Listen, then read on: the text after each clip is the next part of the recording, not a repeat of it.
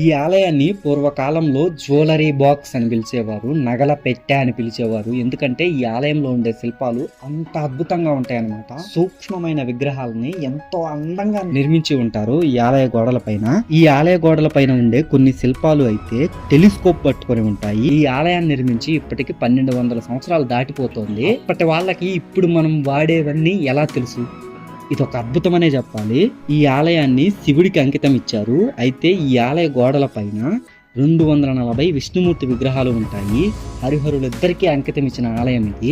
ఈ ఆలయాన్ని star shape లో నిర్మించారనమాట. పైనుంచి చూస్తే ఈ ఆలయం స్టార్ షేప్ లో ఉంటుంది.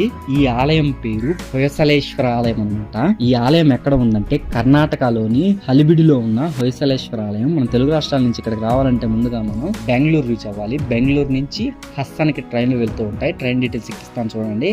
హస్సన్ నుంచి 57 కిలోమీటర్ దూరంలో ఉంటుంది ఈ హలిబిడు. బస్సులు మనకు ఫ్రీక్వెంట్ గా దొరుకుతాయి.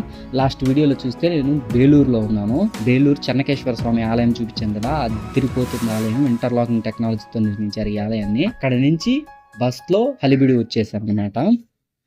హలిబిడి బస్ స్టాండ్ కి దగ్గరలోనే ఉంటుంది హొయసలేశ్వర ఆలయం.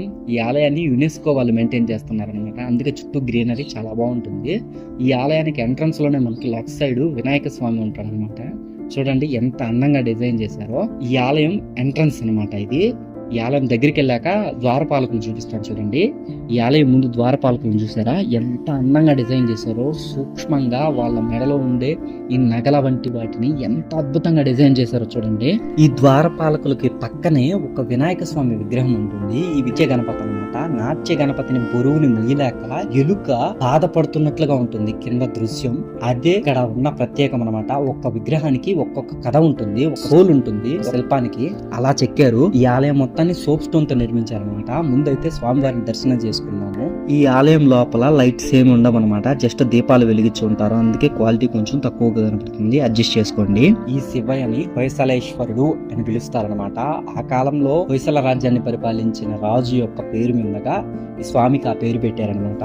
స్వామిని దర్శనం చేసుకొని బయటికి రాగానే ఎదురుగా ఉండే మండపంలోనే నంది ఉంటుంది. ఏకశిలతో నిర్మించిన నంది అనమాట. చూడటానికైతే అద్భుతంగా ఉంటుంది. చాలా డిజైన్ గా మండపంలో ఏర్పాటు చేశారు. మళ్ళీ మండపంలోంచి మనం ఈ ఆలయం లోపలికి ఎందుకు వెళ్తున్నామంటే ఈ ఆలయంలో జంట లింగాలు ఉంటాయన్నమాట. ఒకటి రాజు పేరు మీద ఉంటే ఇంకొకటి రాణి పేరు మీద ఉంటుంది. ఇప్పుడు రెండవ లింగాన్ని దర్శనం చేసుకున్నాం. ఈ రెండవ లింగాన్ని శాంతలేశ్వరుడు అని పిలుస్తారు. శాంత అనే పేరు మీదుగా ఈ లింగాన్ని నిర్మించారనమాట, రాణి పేరు మీదుగా. ఈ ఆలయం చరిత్ర చెప్పాలి అంటే 1221వ సంవత్సరంలో హొయసల రాజు అయిన విష్ణువర్ధనుడు ఈ ప్రాంతం పరిపాలిస్తున్నప్పుడు బేలూరులో ఉన్న చెన్నకేశ్వర స్వామి ఆలయాన్ని నిర్మించారు. విష్ణువర్ధన రాజు దగ్గర మంత్రిగా ఉన్న కేతు మల్లశెట్టి అనే మంత్రి ఈ శివాలయాన్ని నిర్మించాడు. సుమారుగా ఈ ఆలయాన్ని నిర్మించడానికి 190 నుంచి 200 సంవత్సరాలు పట్టిందనమాట. అంటే ఆయన ఒక్కడే నిర్మించలేదు. తర్వాత వాళ్ళ తరంలో జనరేషన్ అందరూ కలిసి 200 సంవత్సరాల సమయం పట్టిందనమాట ఈ ఆలయాన్ని పూర్తి చేసేసరికి. ఈ ఆలయం బేలూరులో ఉండే చెన్నకేశ్వర స్వామి ఆలయం కంటే చాలా పెద్దది. ఈ ఆలయం మొత్తాన్ని సోప్ స్టోన్ తో నిర్మించారనమాట. ఈ సోప్ స్టోన్ ఎలాంటిదంటే భూమిలో ఉన్నప్పుడు మృదువుగా ఉంటుంది. భూమి పైకి తెచ్చాక గాలి మరియు సూర్యరశ్మితో కాంటాక్ట్ జరిగినప్పుడు స్ట్రాంగ్ గ్రానైట్ లాగా మారుతుందన్నమాట.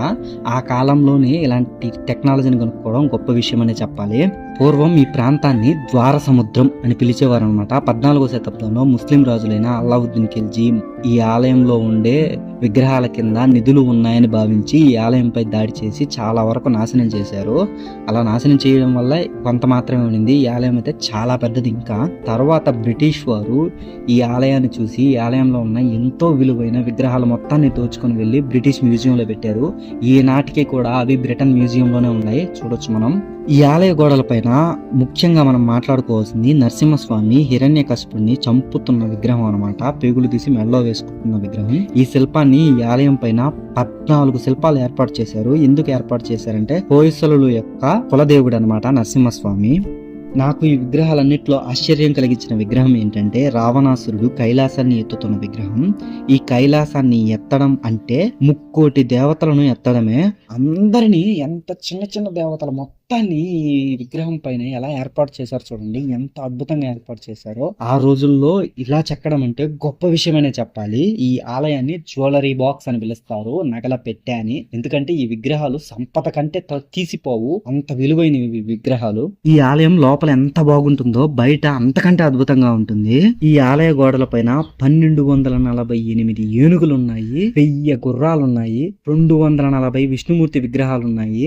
మహాభారతం, భాగవతం, స్కంద పురాణంలో జరిగిన కొన్ని కాండాలు అన్నిటినీ కథల రూపంలో, శిల్పాల రూపంలో ఏర్పాటు చేశారు ఈ గుడి పైన. ఈ విగ్రహాన్ని చూడండి, టెలిస్కోప్ పట్టుకొని ఉంది చూడండి. ఆ రోజుల్లో 1000 సంవత్సరాలకు పూర్వం టెలిస్కోప్ ఉండేదనే కదా అర్థం. వాడే ప్రతి ఒక్కటి ఆ రోజుల్లోనే వాడేశారు అని చెప్పడానికి ఇది పర్ఫెక్ట్ ఉదాహరణ అన్నమాట. ఈ ఆలయాన్ని చూడాలంటే ఈ వీడియో సరిపోదండి, ఖచ్చితంగా ఇక్కడికి రావాల్సిందే. కళ్ళతో చూస్తేనే అద్భుతంగా ఉంటుంది ఈ ఆలయం. ఇది ఈ హొయసలలో ఉన్న హొయసలేశ్వర ఆలయం. నెక్స్ట్ ఇక్కడి నుంచి మూవ్ అయ్యి ఇంకొక ప్రాంతానికి వెళ్తాను. వీడియో నచ్చితే లైక్ చేసి, షేర్ చేసి, సబ్స్క్రైబ్ చేసుకోవడం మాత్రం మర్చిపోవద్దు.